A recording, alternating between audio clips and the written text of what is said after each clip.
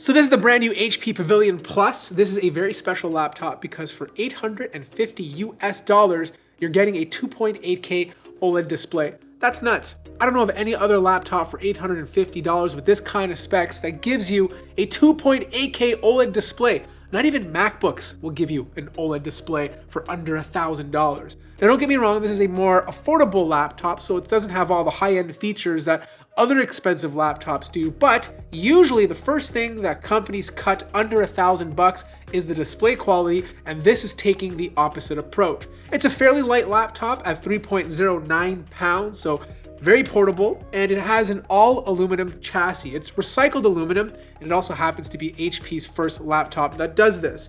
It feels a little flexy on the top. You have the HP logo over here.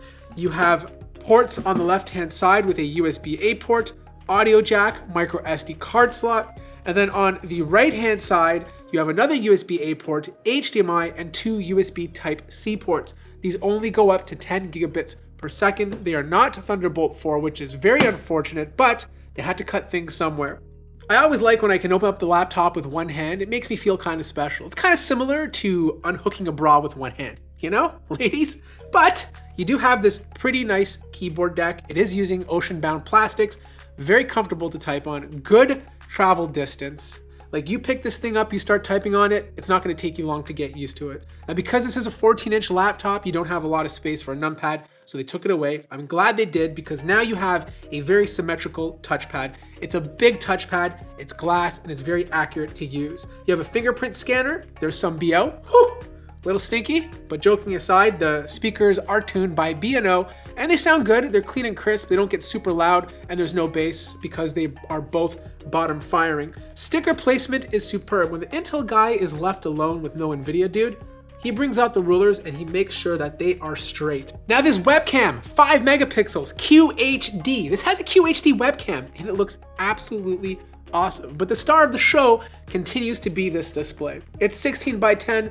There's a lot of reflections. It's not a matte display. It's not glass either. It's using a reflective panel so you can see those deep dark blacks, so you will get a bit more reflection as you can see here. But the color accuracy, the color gamut, the brightness is superb. I got around 400 nits, but I do think the peak brightness is 500 because it does support HDR. And if you want good color accuracy for editing photos or video or just watching content in general, this 16 by 10 display is perfect for it. But what's really interesting is the processor choice, because usually in a form factor like this, you go with a U series or even a P series. HP decided to stick an H series processor inside of here.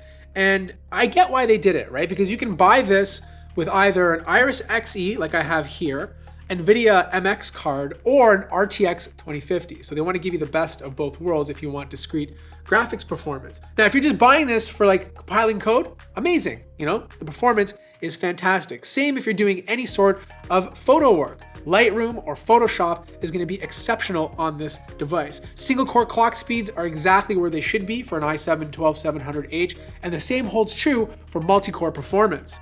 As for fan noise, it's pretty good. You put this on performance mode, you will hear the fans kick on if you're doing something super intensive, but they stay in the 40s. There's nothing crazy going over 50 like a gaming laptop. It's very respectable. And if you can't stand fans because you're in a class or in a quiet setting, you can always put it on balanced or silent and you won't hear them at all.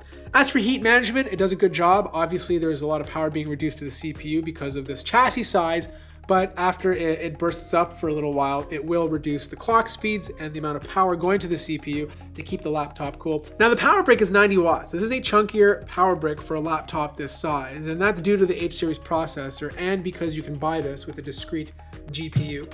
Internally, not a lot is upgradable. RAM is completely soldered on to the motherboard. It is DDR4, not DDR5, so that's another area they were able to reduce prices. The only thing that is upgradable is the NVMe SSD, which gets decent read and write speeds. The battery is 51 watt hours. HP's advertising about 8 hours of use. I got about 5 to 6 hours of use, so keep that in mind.